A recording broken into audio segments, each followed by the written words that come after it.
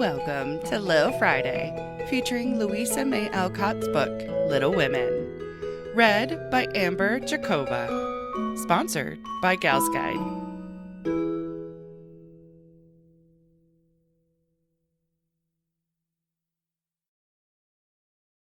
Chapter 31. Our Foreign Correspondent. London. Dearest people, here I really sit at a front window of the Bath Hotel, Piccadilly. It's not a fashionable place, but Uncle stopped here years ago and won't go anywhere else. However, we don't mean to stay long, so it's no great matter. Oh, I can't begin to tell you how I enjoy it all. I never can, so I'll only give you bits out of my notebook, for I've done nothing but sketch and scribble since I started. I sent a line from Halifax when I felt pretty miserable, but after that I got on delightfully, seldom ill, on deck all day, with plenty of pleasant people to amuse me. Everyone was very kind to me, especially the officers. Don't laugh, Joe. Gentlemen really are very necessary aboard ship, to hold on to, or to wait upon one, and as they have nothing to do, it's a mercy to make them useful. Otherwise they would smoke themselves to death, I'm afraid. Aunt and Flo were poorly all the way, and liked to be let alone, so when I had done what I could for them, I went and enjoyed myself.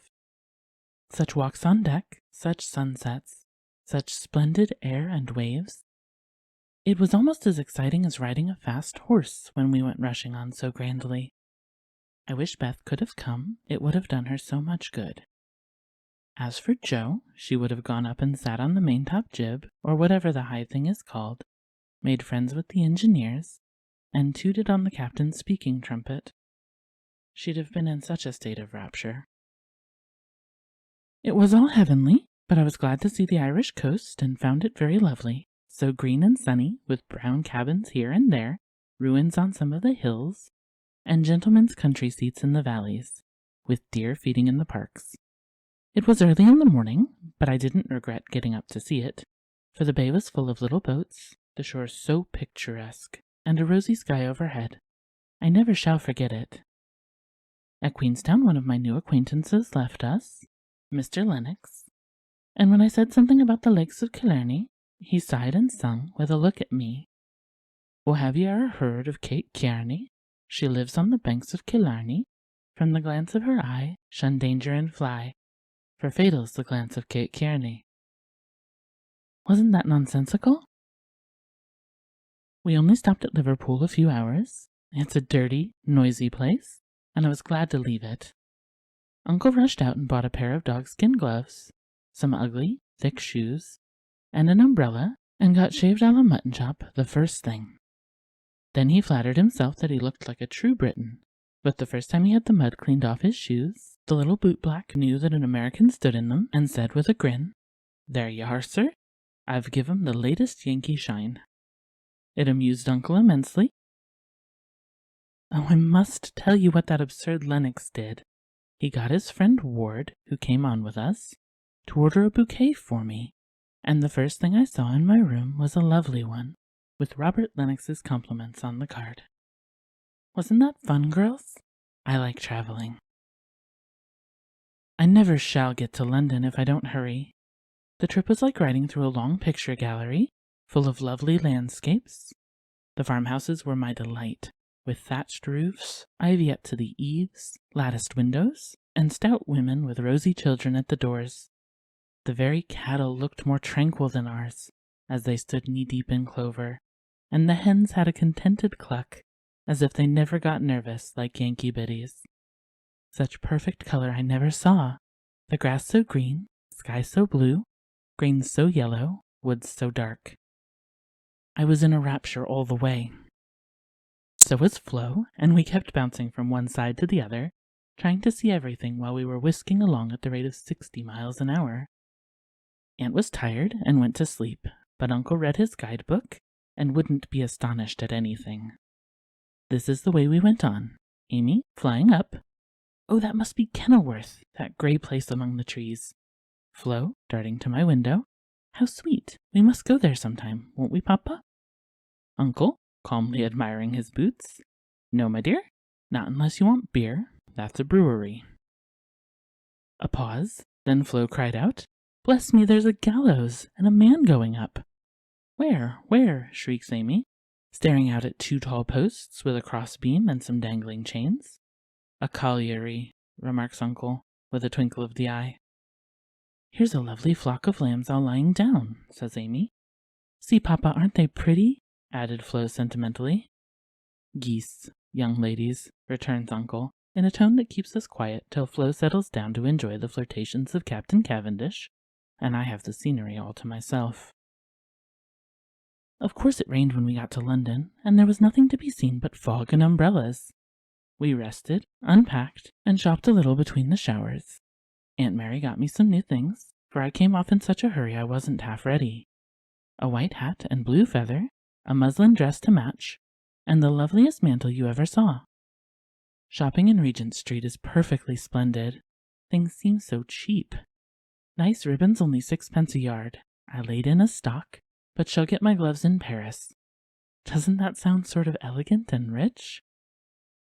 Flo and I, for the fun of it, ordered a hansom cab while Aunt and Uncle were out, and went for a drive, though we learned afterward that it wasn't the thing for young ladies to ride in them alone. It was so droll, for when we were shut in by the wooden apron, the man drove so fast that Flo was frightened and told me to stop him. But he was up outside behind somewhere, and I couldn't get at him. He didn't hear me call, nor see me flap my parasol in front, and there we were, quite helpless, rattling away and whirling around corners at a breakneck pace. At last, in my despair, I saw a little door in the roof, and on poking it open, a red eye appeared, and a beery voice said, "Now then, Mum."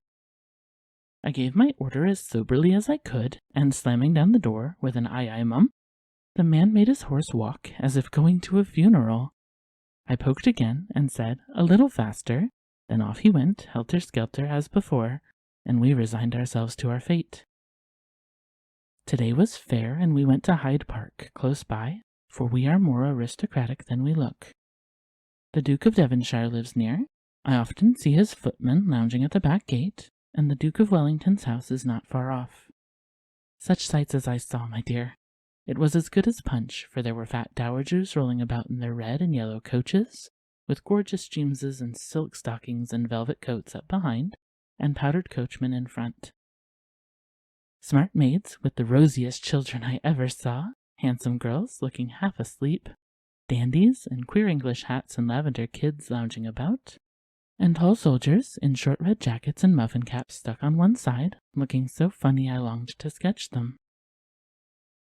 Rotten Row means Route du Roi, or the King's Way, but now it's more like a riding school than anything else. The horses are splendid, and the men, especially the grooms, ride well, but the women are stiff and bounce, which isn't according to our rules. I longed to show them a tearing American gallop, for they trotted solemnly up and down in their scant habits and high hats, looking like the women in a toy Noah's Ark. Everyone rides. Old men, stout ladies, little children, and the young folks do a deal of flirting here. I saw a pair exchange rosebuds, for it's the thing to wear one in the buttonhole, and I thought it rather a nice little idea. In the PM to Westminster Abbey, but don't expect me to describe it, that's impossible, so I'll only say it was sublime. This evening we are going to see Thector, which will be an appropriate end to the happiest day of my life. Midnight. It's very late, but I can't let my letter go in the morning without telling you what happened last evening. Who do you think came in as we were at tea? Laurie's English friends, Fred and Frank Vaughan. I was so surprised, for I shouldn't have known them but for the cards. Both are tall fellows with whiskers, Fred handsome in the English style, and Frank much better, for he only limps slightly and uses no crutches. They had heard from Laurie where we were to be, and came to ask us to their house, but Uncle won't go, so we shall return the call and see them as we can. They went to the theater with us, and we did have such a good time, for Frank devoted himself to Flo, and Fred and I talked over past, present, and future fun, as if we had known each other all our days. Tell Beth Frank asked for her, and was sorry to hear of her ill health. Fred laughed when I spoke of Joe, and sent his respectful compliments to the big hat. Neither of them had forgotten Camp Lawrence, or the fun we had there. What ages ago it seems, doesn't it? Aunt is tapping on the wall for the 3rd time, so I must stop. I really feel like a dissipated London fine lady, riding here so late, with my room full of pretty things, and my head a jumble of parks, theaters, new gowns, and gallant creatures who say "ah," and twirl their blonde mustaches with the true English lordliness. I long to see you all, and in spite of my nonsense, am, as ever, your loving, Amy. Dear girls, Paris. In my last I told you about our London visit, how kind the Vaughans were, and what pleasant parties they made for us. I enjoyed the trips to Hampton Court and the Kensington Museum more than anything else. For at Hampton I saw Raphael's cartoons, and at the museum rooms full of pictures by Turner, Lawrence, Reynolds, Hogarth, and the other great creatures. The day in Richmond Park was charming, for we had a regular English picnic, and I had more splendid oaks and groups of deer than I could copy. Also heard a nightingale and saw larks go up. We did London to our heart's content, thanks to Fred and Frank, and were sorry to go away, for, though English people are slow to take you in, when they once make up their minds to do it, they cannot be outdone in hospitality, I think. The Vaughans hope to meet us in Rome next winter, and I shall be dreadfully disappointed if they don't, for Grace and I are great friends, and the boys very nice fellows, especially Fred. Well, we were hardly settled here when he turned up again, saying he had come for a holiday and was going to Switzerland. Aunt looked sober at first, but he was so cool about it she couldn't say a word, and now we get on nicely, and are very glad he came, for he speaks French like a native. And I don't know what we should do without him. Uncle doesn't know 10 words, and insists on talking English very loud, as if that would make people understand him. Aunt's pronunciation is old-fashioned, and Flo and I, though we flattered ourselves that we knew a good deal, find we don't, and are very grateful to have Fred do the parlez-vouing, as Uncle calls it. Such delightful times as we are having, sightseeing from morning till night, stopping for nice lunches in the gay cafes, and meeting with all sorts of droll adventures. Rainy days I spend in the Louvre, reveling in pictures. Jo would turn up her naughty nose at some of the finest because she has no soul for art. But I have, and I'm cultivating eye and taste as fast as I can. She would like the relics of great people better, for I've seen her Napoleon's cocked hat and grey coat, his baby's cradle and his old toothbrush, also Marie Antoinette's little shoe, the ring of Saint Denis, Charlemagne's sword, and many other interesting things. I'll talk for hours about them when I come, but haven't time to write. The Palais Royal is a heavenly place, so full of bijouterie and lovely things that I'm nearly distracted because I can't buy them. Fred wanted to get me some, but of course I didn't allow it. Then the Bois and the Champs-Élysées are très magnifiques. I've seen the imperial family several times. The emperor, an ugly, hard-looking man. The empress, pale and pretty, but dressed in bad taste, I thought. Purple dress, green hat, and yellow gloves. Little Nap is a handsome boy, who sits chatting to his tutor, and kisses his hand to the people as he passes in his 4-horse barouche, with postilions in red satin jackets, and a mounted guard before and behind. We often walk in the Tuileries Gardens, for they are lovely, though the antique Luxembourg gardens suit me better. Père Lachaise is very curious, for many of the tombs are like small rooms, and looking in one sees a table, with images or pictures of the dead, and chairs for the mourners to sit in when they come to lament. That is so Frenchy. Our rooms are on the Rue de Rivoli, and, sitting in the balcony, we look up and down the long, brilliant street. It is so pleasant that we spend our evenings talking there when too tired with our day's work to go out. Fred is very entertaining, and is altogether the most agreeable young man I ever knew, except Laurie, whose manners are more charming. I wish Fred was dark, for I don't fancy light men. However, the Vaughans are very rich, and come of an excellent family, so I won't find fault with their yellow hair, as my own is yellower. Next week we are off to Germany and Switzerland, and as we shall travel fast, I shall only be able to give you hasty letters. I keep my diary, and try to remember correctly and describe clearly all that I see and admire, as Father advised. It is good practice for me, and with my sketchbook will give you a better idea of my tour than these scribbles. Adieu. I embrace you tenderly. Votre amie. My dear Mamma, Heidelberg. Having a quiet hour before we leave for Bern, I'll try to tell you what has happened, for some of it is very important, as you will see. The sail up the Rhine was perfect, and I just sat and enjoyed it with all my might. Get Father's old guidebooks and read about it. I haven't words beautiful enough to describe it. At Koblenz we had a lovely time, for some students from Bonn, with whom Fred got acquainted on the boat, gave us a serenade. It was a moonlight night, and about 1 o'clock, Flo and I were waked by the most delicious music under our windows.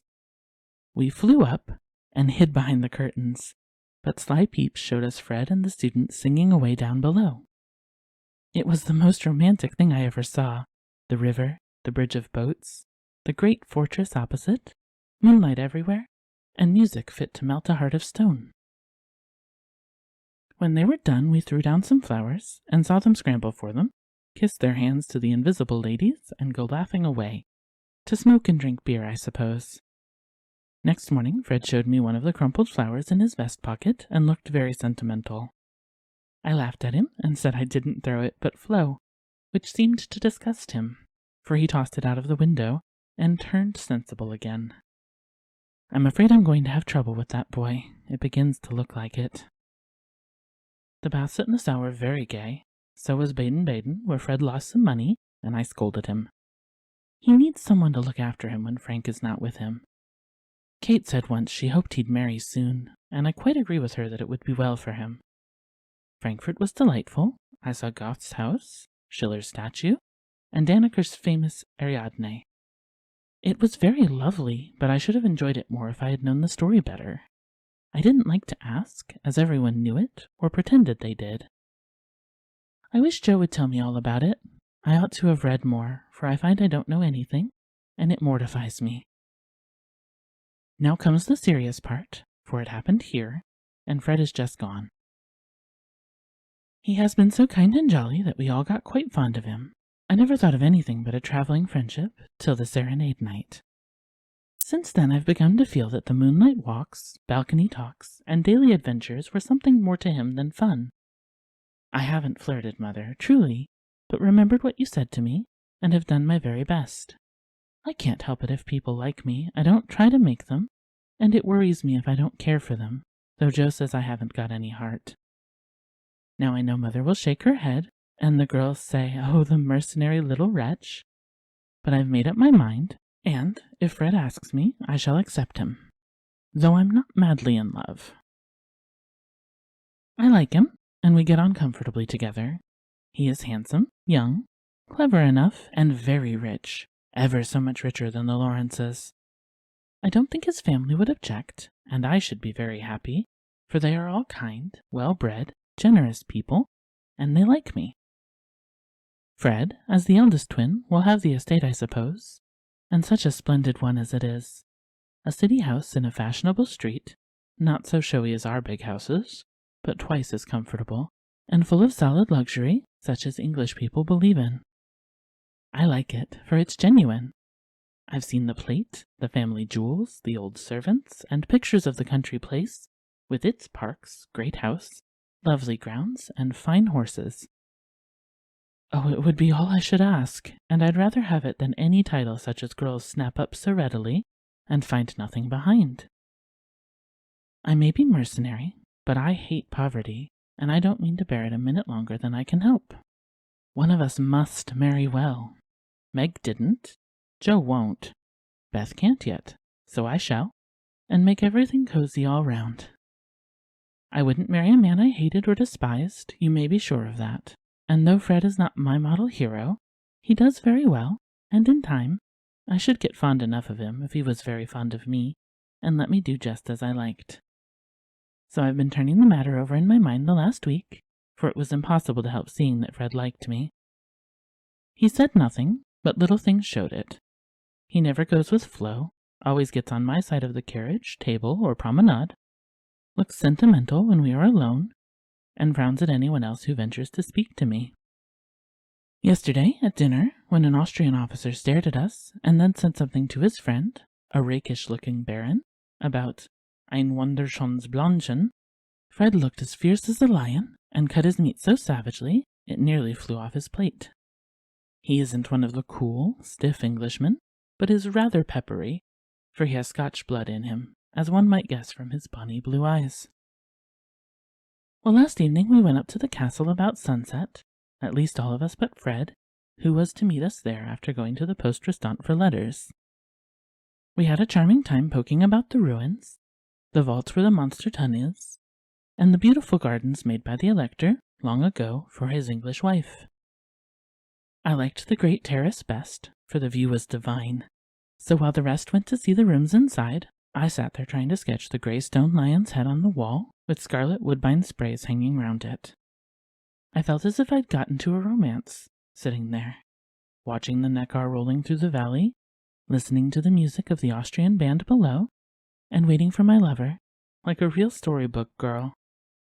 I had a feeling that something was going to happen, and I was ready for it.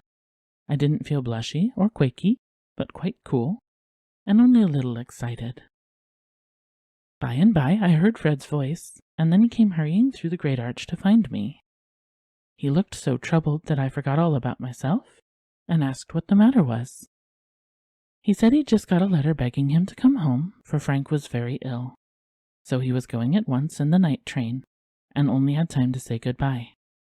I was very sorry for him, and disappointed for myself, but only for a minute, because he said, as he shook hands, and said it in a way that I could not mistake, "I shall soon come back. You won't forget me, Amy." I didn't promise, but I looked at him, and he seemed satisfied, and there was no time for anything but messages and goodbyes, for he was off in an hour, and we all miss him very much. I know he wanted to speak, but I think, from something he once hinted, that he had promised his father not to do anything of the sort yet a while, for he is a rash boy, and the old gentleman dreads a foreign daughter-in-law. We shall soon meet in Rome, and then, if I don't change my mind, I'll say yes, thank you, when he says, will you please? Of course, this is all very private, but I wished you to know what was going on. Don't be anxious about me. Remember, I am your prudent Amy, and be sure I will do nothing rashly. Send me as much advice as you like. I'll use it if I can. I wish I could see you for a good talk, Marmee. Love and trust me. Ever your Amy.